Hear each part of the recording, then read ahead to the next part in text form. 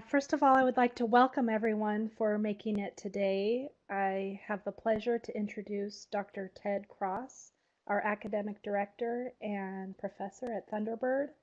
So thank you for joining us, everyone, and welcome, Dr. Cross.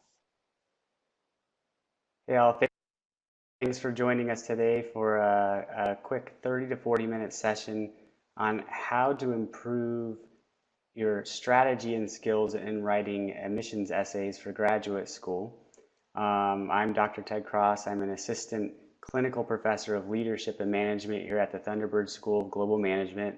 I'm also the academic director for the Masters of Applied Leadership and Management program, which I'll mention a little bit more about later. And just to get started, I wanted to introduce myself and give some background. I kind of have a different academic background. I started off in the humanities, earning undergraduate degree and a graduate degree in English. And so that's one of the reasons why I'm interested in this running this webinar, is the writing aspect. And then I jumped over more into the leadership and business world, and that's where I finished my doctorate. And so I'm excited to share with you some of the things I've learned along the way and some secrets, frankly, that I've been teaching other students about writing these admissions essays. So just to get started, our objectives for today are really first to understand how important the essay, the admissions essay, or sometimes they're called personal statements, are for admissions, and how much style is really a part of that. It's not just what's in the essay, it's also how you present what's in the essay. Also, we will go over identifying characteristics of successful essays and give a little bit of time for you to develop some ideas for your own essays. We won't spend too much time on individual work since it's sort of in this webinar format, but we have some activities sprinkled throughout. I wanted to get started here by giving a few examples of opening paragraphs of students I've worked with in the past as they were writing their personal statements and graduate school admissions essays. And the first thing I wanted to get across is that it's very important to hook the reader from the very beginning. And so let me show you like 3 examples, and then we'll discuss a little bit about what makes those different.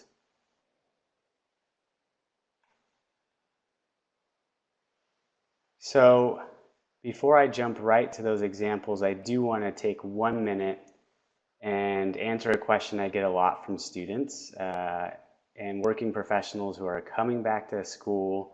Often wonder, why do I need to write an admissions essay or a scholarship essay, for example?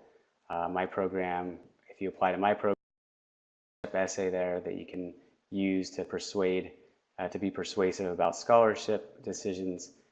And the real reason why personal statements have become so important in graduate schools across the US, and I should back up here and say a lot of what I'm going to say will apply to international situations in schools outside the US and in the UK, but I can't guarantee that every single country will find my tips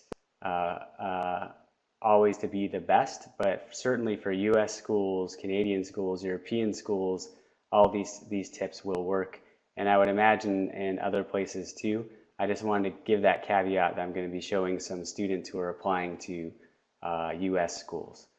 So the first reason why graduate schools are using these admissions essays and putting so much weight on them is that they simply cannot interview all the applicants these days. And so it used to be that there was a personal interview for every single person who applied, and for a small student body, that's doable. Now with online education and digital education, there are ways to do online person-to-person interviews, but there's just so many candidates now that most schools are sort of delegating that role to the admissions essay. And so the schools are using those admissions essays as a replacement for the actual interview, and they're using it as a sorting mechanism because many candidates have similar grades, GPAs, activities on the resumes, maybe even similar test scores. So the real question you're trying to answer inside of this admissions essay or scholarship essay is what makes you memorable to that admissions officer or that scholarship officer who is making a decision. So now I would like to show you a few examples, and then we can move on from there and discuss what we see in them. Now, I will say some of these examples are good examples and some of them are bad examples. And so on your own, as we're moving through these examples, feel free to sort of in your head rate which ones you think are good and which ones you don't like. So this first one, I was helping Rebecca. She wanted to go to physician's assistant's graduate school. And don't worry, we'll show a business school example too. But one of the things I want to get across here is that these strategies and tactics and techniques for writing essays can work in various different disciplines. So Rebecca wanted to go to physician's assistant graduate school. She had pretty good grades. Her parents actually contacted me and said, can you help her with her admissions process to this graduate school? I asked her to send me her materials. She had pretty good grades. She had decent test scores. And then she sent me a list of schools she was applying to. And I asked her, why are you only applying to these lower caliber schools? And she said, well, I just don't think I can get into anywhere else. And I said, well, your grades are pretty good.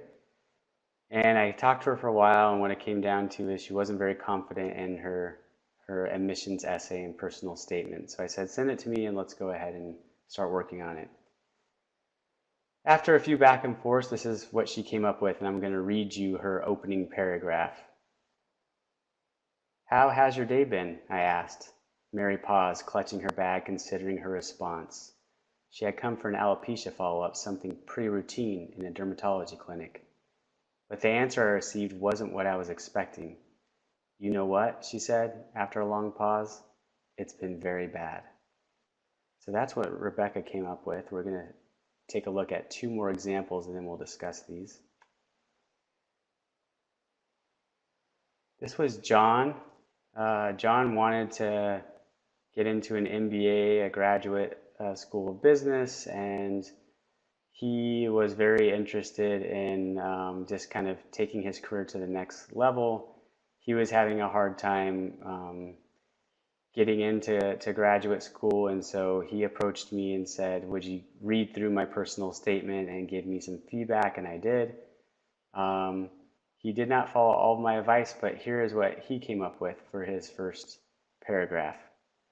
My purpose and intent in applying to the MBA program is to advance my knowledge and skill sets, which will allow me to provide increased future value for the individuals and companies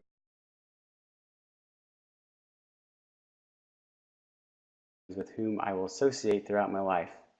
This confidence is rooted in what can be characterized as my nearly insatiable desire to grow and constantly improve.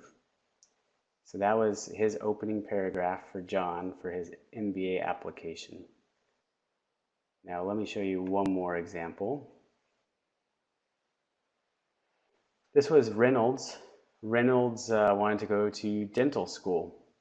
Reynolds, actually, I'll tell you some backstory. He had been rejected over and over again from different graduate schools of dentistry. And so he's very, very sort of, frustrated. And so we started working together.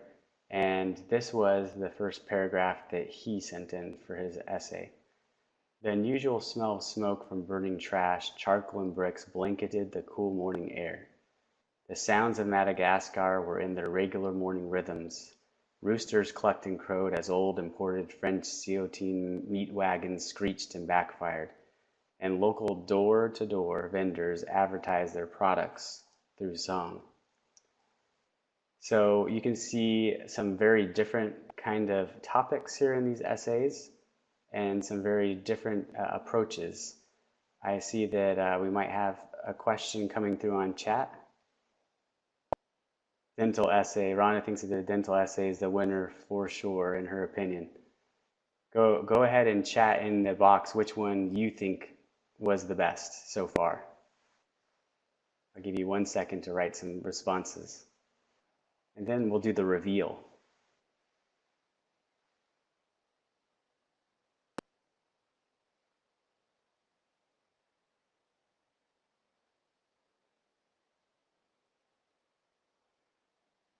We got Josh and Tracy typing right now.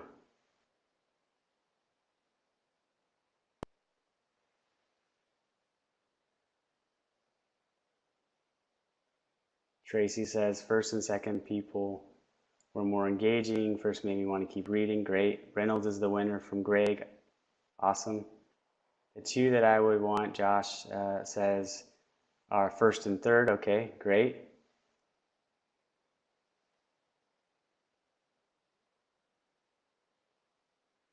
Tracy third, got it. Thank you. Feel free to keep typing in there. I'm going to go to the next slide. So as you're typing also, which one do you think is the best? Also tell me some of the things you might have noticed along hearing those examples and reading those examples, anything that I think Josh mentioned that one made him want to keep reading. Rhonda says, thinks Reynolds is interesting, but not related to his ultimate goal. Very interesting, good. Let me show you the results. Greg, go ahead. We'll wait for Greg's typing something.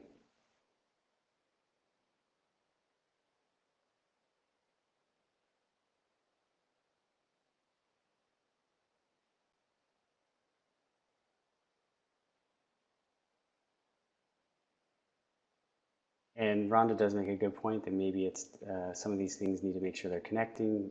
Josh, he says the MBA was pretty much the standard essay. That's true. Be different, Josh says. Very, very true. Thanks, Josh. So let me give you the results. And Greg, I see you're typing, and I'll watch over here when it comes up. The first and second ones are more personal. Good, thank you. So Rebecca was accepted into Duke. John, who is applying for MBA, was rejected and may reapply. And Reynolds was accepted into dental school after being rejected multiple times. So let me ask you all, and feel free to use the raising hand feature if you want to, and Becca will turn on your microphone if you would like to talk. What are the differences that you see between the ones that were accepted versus John that wasn't? See if we can try to have someone talk. If not, that's okay. First and second are more personal. Got some people chatting in here.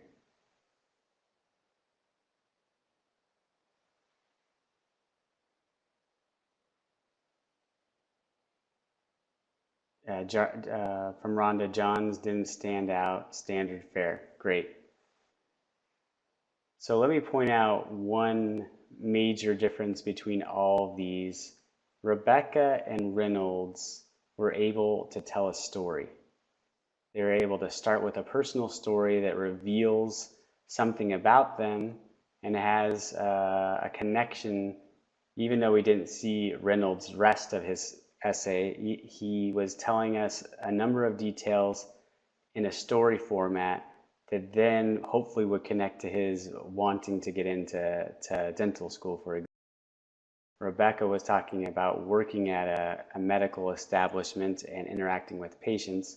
And then John was just doing like what Josh mentioned, which was list a bunch of sort of characteristics of themselves and sort of throw as many buzzwords as possible, and that didn't work out so well.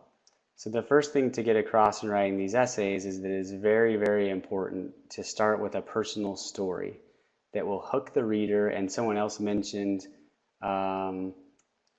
earlier that you want to tell a story that's going to keep people wanting to read the rest of the essay. Imagine that you were a admissions counselor or officer or a scholarship officer and you had a stack of different applications on your desk.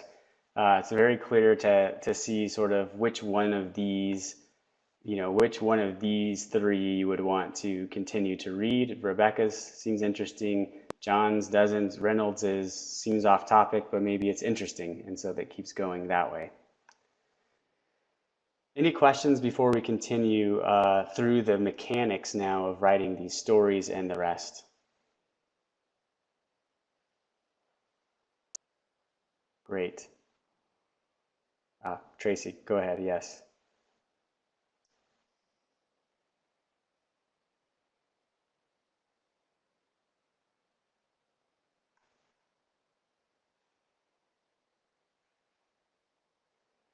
After the description of the third essay, what do you recommend a student says? Good. So we'll get into that next. Tracy, you're right. It's not just good enough just to tell a story. That you have to somehow connect it into a larger essay. And so we'll get to that. We're actually going to skip this activity because we kind of covered it in our discussion right here. Let's go to this. This is what I want to show you. You guys can see this little arrow, right? I think so. The green arrow. Great. So you start with a story. These are the main components of an essay, an admissions essay at least. You want to have the hook, which is in story format. It reveals something personal about yourself. Then in this section, we'll talk in a minute, is where you connect your thesis. So you'll have a thesis statement that is related to your story that ties into why. Now, what do I mean by why? The why section is really about why you want to go into this particular field. So for example, I was giving this same essay webinar or seminar in person in India about 4 weeks ago, and I asked everyone, what kind of graduate school do you want to go to? And almost everyone raised their hand and said, I want to go into engineering. And I said, well, why do you want to go into engineering? And most of the answers came back as, well, I want to work for a good firm and have a solid job. And I said, that's not what I'm asking. I'm asking, why do you want to be an engineer? And it took a while, and the answers, the types of answers you're really looking for are, I want to be an engineer because when I was younger, here's your story, for example. When I was younger, I was on a bridge, and it was starting to deteriorate, and our car fell into a very large pothole, and we got in an accident. And because of that, I want to go into engineering to make the world a safer place. And then the second piece of why, so first why is, why do you want to go into the particular field, business, engineering, whatever. And it's not just to get a good job. And then the second why you have to answer is, why are you a good fit for the program? So first, if you're wanting to be an engineer, giving that story, connecting it to that you want to go into that field to better the world. And then why are you a good fit for this particular program? That's all tied up in this why section. And then at the very end, you're going to transition into summarizing the story that you started with, re-explaining your two whys, and then concluding. So let's get into a little bit more of the mechanics of this. And before I do, let me give you some general tips just here in the middle. Admissions and scholarship essays, do's and don'ts. Do use the essay as a chance to show you are a real person. So when we talk about telling a story at the beginning, it needs to be 1 to 2 paragraphs, and it needs to show that you are a real human being, that you have a connection to this sort of field you want to go into, and that it's, in essence, giving a snapshot of who you are as a person. Someone else mentioned earlier that we do want to show, so you want to use imagery, so words that are descriptive, dialogue that's descriptive. And let me just, not to make you all dizzy, but let me pop back to those. Well, let's just use Reynolds' example. He's using imagery. The usual smell of smoke from burning trash, charcoal and bricks blanketed the cool morning air. So he's describing a morning in Madagascar. He could have just said, it was morning in Madagascar, and I heard some roosters and things like that. But instead, he uses imagery that really pulls us into the story and makes us want to learn more. And also, as a reader, transports us into his story and allows us to experience a little bit of who this person is. Last, be honest. So sometimes when I tell students you need to tell a story, they make up a story. That's never a good idea because at some point you're going to have to answer to that story, and you want to be intellectually honest and academically honest. And some people say, well, Dr. Cross, I don't have an interesting story, and so I really can't tell a story. And I always give them an example. I recently read an admissions essay. It was posted online. It was from a young man who had applied to, this is at the undergraduate level, to every single Ivy League school, and actually he was admitted to every Ivy League school, and his admission essay was about him taking a run. He was a runner, a jogger, and a cross-country kind of runner, and his entire essay was about him going for a run, and as he was running through his small town, he would notice all the social problems. There was homeless problem on this corner, and then on the next corner there was a mom and pop store closing down, and then over here. And so he used his sort of daily run that he always did as a way to show who he was and that he was thinking about sort of his community and the social problems around him. On face value, if someone just told you, yeah, my admissions essay is going to be about taking a run that I do every day, you would say that's not a good story to start with. But if you connect it to the purpose of the missions essay, which is to show who you are and why you're a great fit and why you want to go into this particular field, then it makes a lot of sense. So be honest in your storytelling. If you don't think you have a story, you do have a story. You just need to think about it a little more creatively. Don't try to sound smart. So students do this all the time in papers and even admissions essays. They use big words and try to use buzzwords and things like that. Just tell us plainly. It is much better. If we went back to John's example of the MBA, he was talking about value added and all these different things, business kind of terms you wanted to throw in there. That's not what we're looking for. We want to know who you are. Don't tell. We already talked about that. We want to show people through imagery instead. And don't relist your accomplishments. That's what the CV, the curriculum vitae, or the resume is for. If you find yourself in your essay listing a bunch of things you've done, unless it's related to your main story, then I would leave it out and leave that for your resume. Okay.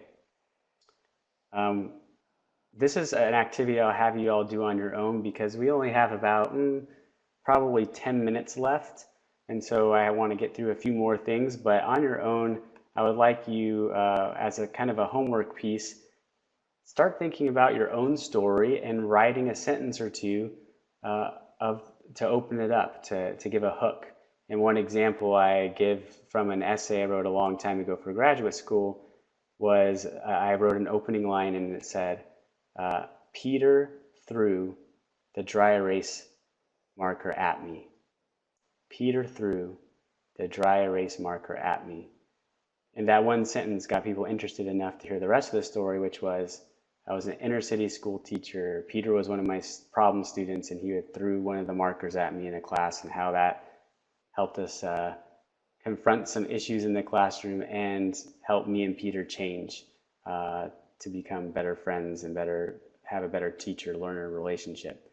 So think about a hook sentence or two, and that could be a homework assignment, because one question you may be thinking is, why am I spending so much time of this webinar on the story at the beginning? And the truth is, if you don't get a good story in the beginning, none of the rest matters at all, because people will stop reading. And so it's important that you spend an inordinate amount of time at the beginning of your essay sort of crafting this story. So we talked about coming through your story. Now we're going to talk about the thesis and into the why. We won't cover that much of the summary. It's kind of self-explanatory, but we really want to get into this thesis in this why section. And so the next thing I want to kind of go over quickly is that the thesis statement, it is similar. It's similar to what you would write in a regular kind of academic essay, but you need to make it a little more interesting. So what you're trying to do in a thesis statement in this case is uh, tell the reader what you're trying to prove. Um, and so here's an example, right? Maybe my thesis is I believe that Thunderbird is the best university. And the next question I have to answer is why do I believe that? And I would say, well, Thunderbird is the best school because it cares about its students, has great classes, and has a global reputation. And so that's the way I would build a thesis statement if I was writing about Thunderbird. Now, a good way to start the paragraphs after that thesis, well, actually, let me back up and just say one more thing. So let's imagine that I am writing an essay about Thunderbird and what a great school it is, because I do believe that. Um, how would I connect this to a story? Well, a quick story. When I was like 20 years old. I was living in Brazil. I was talking with these people in Salvador, Brazil, and they asked me where I was from. I said Phoenix, Arizona, and they said, "Oh, that's where Thunderbird is." And I said, "What's Thunderbird?" And they said, "It's the best global business school in the world." I said, "It is?" And they said, "Yeah, it's in Arizona." So when I came home, I looked at Thunderbird and I started to learn about it. And that's because Thunderbird had such a great reputation internationally that I had overlooked it. And so that's one of the reasons I believe that Thunderbird is the best school, is not only its reputation, but because it cares about its students, has great classes, and has this global reputation. So you see how I told a story and then I sort of merged it into a thesis statement that is going to help me turn the corner into the why section of the essay. Started with a personal story, merged it with a thesis, and now we're into the essay of why. So in the why section, you're going to be writing 2 to 3 paragraphs, depending on how many words the actual prompt gives you. They'll tell you how many words you can write most of the time. And so I like to think of building a paragraph like a stoplight. So we have a green light. That's your first sentence in a paragraph. That's a topic sentence. So you go, green means go, state your topic.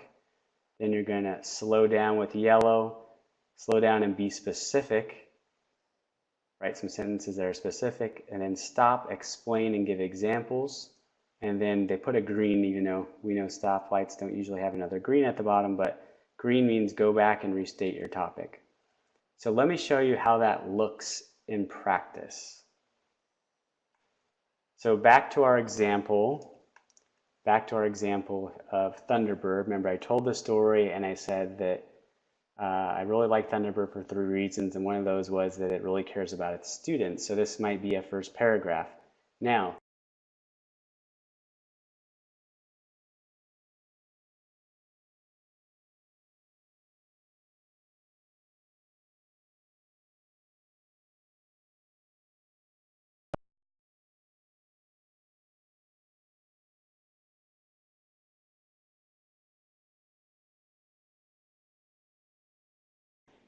okay, I'm back. Can you guys hear me? Where did I leave off? No video. Okay, there you go. Somehow I got kicked out for a second.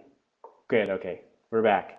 So did you guys hear about my transition word speech or no? Kind of. Okay, let me just start there.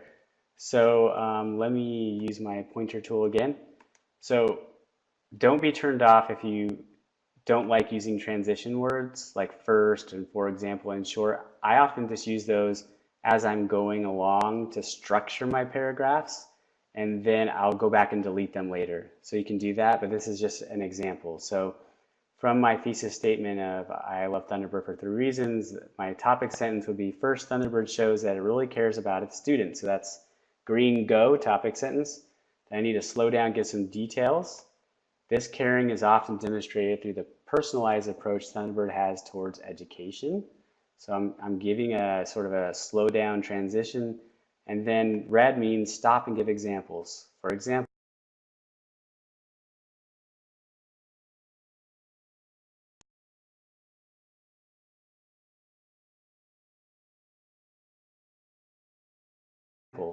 Each student has a dedicated team of staff and faculty that help each student to be successful. These people include enrollment, academic, and finance counselors, as well as professors. And then green again, summing it up, in short, Thunderbird shows each student that they are important by supporting each student on an individual basis. Now, this paragraph still needs work, but all the pieces are there. And so these are the kind of structures you'll want to follow. And I know it seems a little confusing because you're moving from a story format at the beginning, remember that's your hook, transitioning into a thesis, and then now giving some concrete reasons and examples for why you fit in that field and in that program. So we're getting close to out of time here, but let me just summarize some points that we've come up with. You are hooking the reader with that personal story. You need to connect it to an overall thesis of the essay. So it's not enough to have a great story. You need to figure out how to make it connect to the why section. Then follow structured paragraphs like we just had the green, the yellow, the red, the green, that give examples and details that show why you fit for the program and why you want to be in that profession. And then the last portion is to use a concluding paragraph for the summary. So that would be over here in this last part, the summary. And so all you're really doing there is you're reconnecting back to your story and restating and summarizing why you're a good fit for the field and for the program. It doesn't need to be long. It just needs to be one paragraph or two max, because you're just trying to sort of sum things up. You also don't have to put like, I hope to be admitted to your program or something like that. Everybody knows that you're writing an admissions essay to be admitted to the program or gain a scholarship, for example. You might just say you're excited to work in this field or come to the program or something like that to end. And that's where I would stop. Now, before I talk a little bit about ASU and Thunderbird, do we have any questions that people want to chat in that I could answer?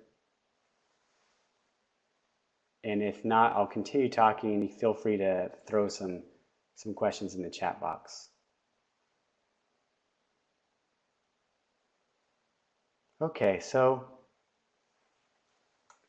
Becca's going to type a question and I'll get that in a second. So one thing to keep in mind, as you're applying to graduate schools, we hope you apply to Thunderbird. We are part of ASU. We are a school of Arizona State University. We are a #4 international business school this year in U.S. News and World Report. And one of the big features of Thunderbird is our 45,000 alumni and 180 alumni chapters worldwide. Now, Becca has a question. What if there's a specific prompt or question to answer? Oh, yes. So going back to the essay, sometimes when you're reading an application, it will have very specific question and then a box below it. And sometimes you have to answer that way. You don't get to do a whole essay. So I would still use short stories to answer those specific prompts. If it's in the sort of question box format. If it's a prompt that has several questions in them and it says, please overall answer this in your essay, I always tell my students, you don't have to specifically address every single question. You just want to make sure that you're getting sort of the highlights of that entire, question set addressed in the body of that essay like we described. And then the other question is, will this also work for scholarships essays? Yep. It's even better for scholarship essays, especially if you really craft that story. It's because donors are looking for an emotional connection, or school scholarship officers are looking for an emotional connection to the student. And so that really helps. The last thing I'll mention here is in addition to our global reach of alumni, which is one of the big features of Thunderbird, we also are introducing our new Masters of Applied Leadership and Management program, launching or enrolling in January. So if you're interested in that, it's a 30-credit online format looking at leadership and management through the lens of high growth and emerging markets and international examples. And we're trying to make it affordable for folks to live in an emerging market and have scholarships available that bring the price down to around what you see there. And for non-emerging market students, we have it competitively priced, as you can see below. One of the big features of this program is, of course, that we're looking at leadership in a global context and also having access to the Thunderbird professorate and the Thunderbird alumni network. Any other questions before we finish up here?